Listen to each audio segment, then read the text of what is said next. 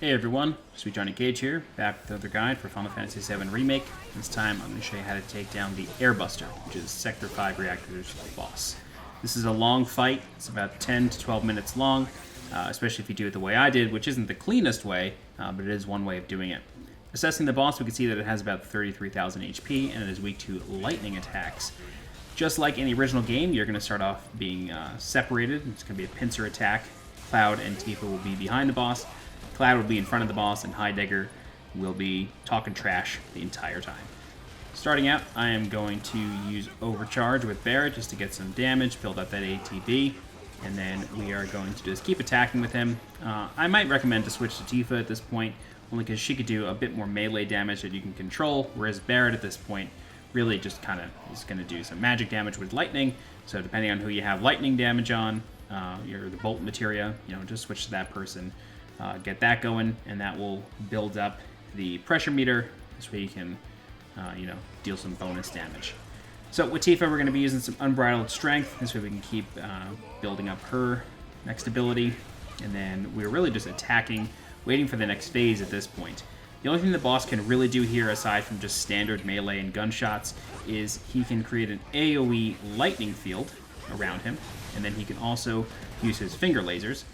The way I set this fight up is I took off all of the M units that I could. I thought that might give me some more treasure, which it does, because every M unit that you take off is a treasure worth 500 gil that you can sell at a shop. So I think he's missing one air missile and one AI component, and that's kind of it. So we are going to try to keep dealing as much thunder damage as possible. You do want to use your ethers, and I'm saving my turbo ether at this stage of the game. I'm not going to use it, so I just keep using the regular ethers.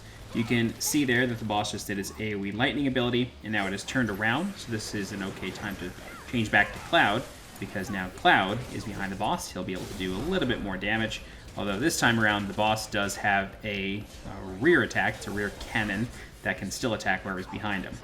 So once you get about 10 to 15% damage off of the boss, it will slink back towards the reactor, and at this point it can do this giant chest beam thing. This is very devastating. I do not recommend trying to face tank this thing. It's not worth it. It's called the Tank Buster. So from here, I'm just going to switch back to Barret. This way I can do some range damage. It will stagger the boss. This is a great opportunity to switch to Tifa. Just start laying into him. Charge up your Unbridled Strength. Use Rise and Fall. Get some bonus damage. Keep using Omni Strike if you like. Switch back over to Cloud. Use Braver. You can go back to Barret. Use lightning, or focus shot, really anything. So as you can see there, boss is recharging Tank Buster, and the hands are now off the body. They are at either side of the boss on these platforms. So they have a bunch of attacks on their own. They kind of have like an Iron Man, pulse beam cannon thing. They have finger lasers, and they can just fly around and deal more or less melee damage. This is a good opportunity to bring out your summon. I'm using Mini Choco or Chocobo Chick, which is a DLC one, but you can bring out Ifrit as well. He's very powerful for this fight. I'm going to focus on the right arm first. What you're really supposed to do here, I think, is focus on the boss until he uses the giant charge wave, and then you want to focus on the hands while he is going to be using the Tank Buster ability. Just kind of keep going back and forth. But I felt that the arms were doing a ton of damage, so I wanted to take care of them quick. The arms can do a static shock stun onto whatever person is attacking them.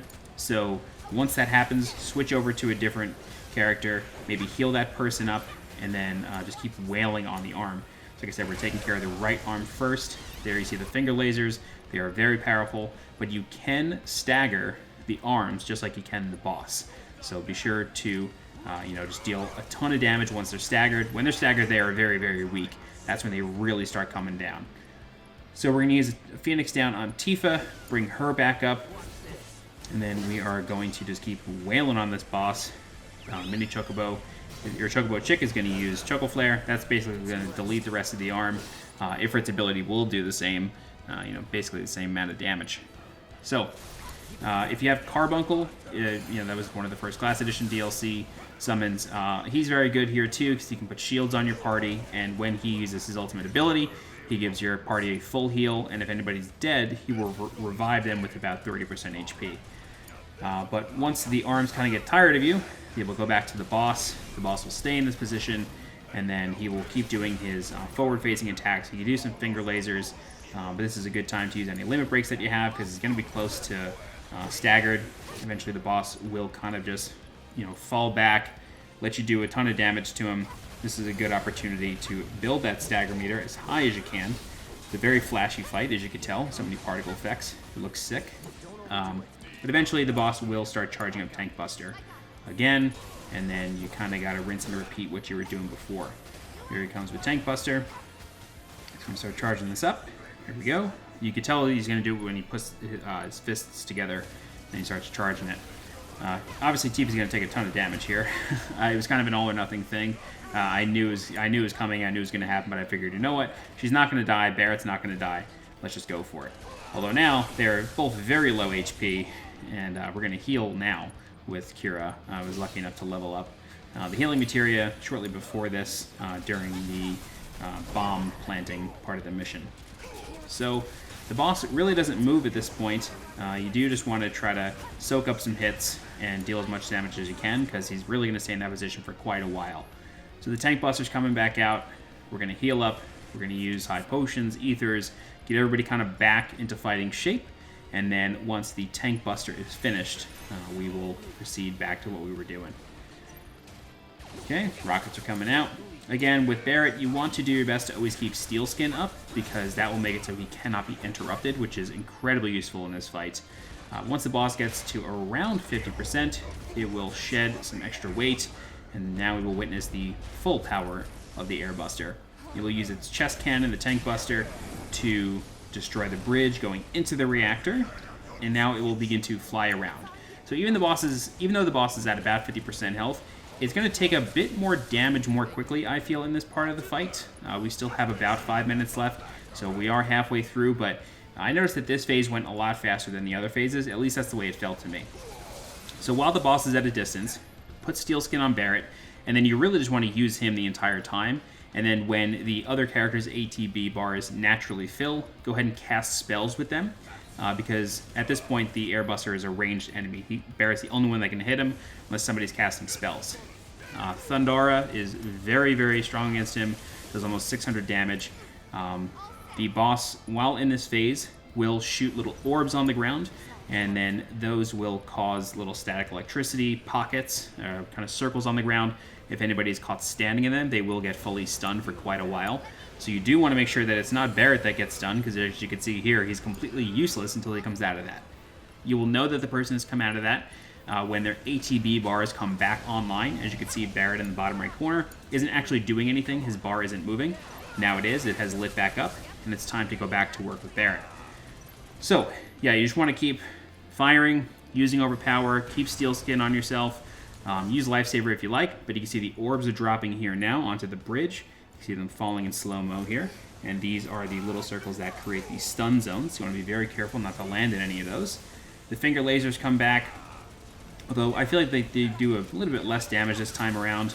And as you can see there, Steel Skin makes it so Barrett can take all those hits from the rockets. He'll still take the damage, but he will not be interrupted.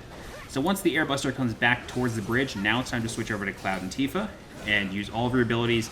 Try to build up the stun gauge as high as possible using Focus Thrust as well as any other stun building abilities. And then after a little while, Air Buster will get tired of it. He'll back up. Now it's time to go back to Barrett and just do the same thing you did before until the Air Buster comes back. Keep casting spells with Cloud and Tifa. Save your limit breaks. If you use them now, they will not hit. Don't even bother until it's back on the bridge. So luckily, the Air Buster threw the mines, or the static mines, over towards Cloud and Tifa. So Barrett is mostly uninterrupted here. He's just doing just fine. Air Buster's going to focus back on Barrett now. It's going to be a little bit of a bullet hell sort of thing going on right there. It's pretty cool to see. Steel Skin's up. We're not getting interrupted, but it is important that you keep an eye on Barrett's health while that's happening. It's easy to kind of get tricked into thinking, oh, I'm not getting interrupted, so I'm not taking damage. But trust me, you still are. Once the Air Buster comes back towards the bridge, use any limit breaks that you have. Go ahead and use Cross Slash on him. Yeah, so he's almost stunned now. We're dealing a lot more damage to him now that he's close to the bridge. Readying his flamethrower. Very important you try to dodge that. It is a tracking ability. It's kind of really tough to dodge. I feel like you're just going to take damage no matter what. Finger lasers come back out. Cloud's ready to go. We're going to use Focus Thrust, try to build up the rest of this stun.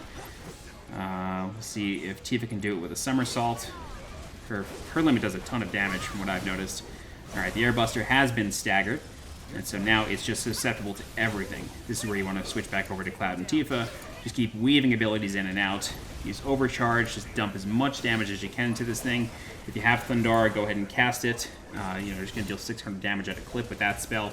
Very important. At this stage, with Airbuster very low HP, you're just going to start like punching the bridge. And I think that's more or less a melee ability that the boss is trying to use against anybody who's standing there, but luckily I didn't have anybody standing there.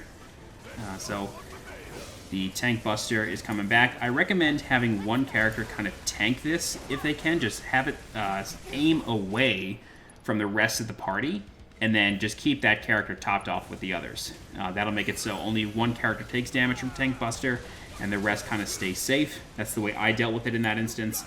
But you can kind of do whatever you like. So we have probably another minute or so left of the fight. We're going to drop this last 10% really, really quickly with Cloud, Tifa, and Barret. So go ahead and use your Ethers, get people back up to high MP, dump any spells you have. This is really the time to do that. So the Finger Lasers come back out. They deal about 100 damage cumulative. So we are going to get Steel Skin on Barret one last time. And then we are also going to use Triple Slash, which is very, very effective if you've learned that, which I hope you have from the Steel Sword. And then we're going to use Tifa. Just keep weaving abilities in and out. This fight gets really crazy towards the end, just all the AoE going. It's not exactly staggered at that point, but when it does fall over, it feels sort of like a free pass just to deal a ton of damage. So we're going to use Omni Strike here, Rise and Fall, and that's it. And that's the Airbuster. I think this fight is much improved over the original. I think it's like one of the flashiest fights in the game so far. I was really excited to take it down. But that's it. If you guys have any questions, please feel free to leave a comment. I'll do my best to help you out. You can also join the new community Discord by clicking the link in the video description below. If you're looking for more guides for Final Fantasy VII Remake, please subscribe to the channel so you can get alerted when new guides go live. If you're looking to support the channel monetarily, please consider doing so by becoming a channel member by clicking the blue join button below this video. Don't forget to follow me on Twitter and on Twitch, and as always, I'm SweetJohnnyCage. Thanks so much for watching, and I'll see you next time. Bye-bye.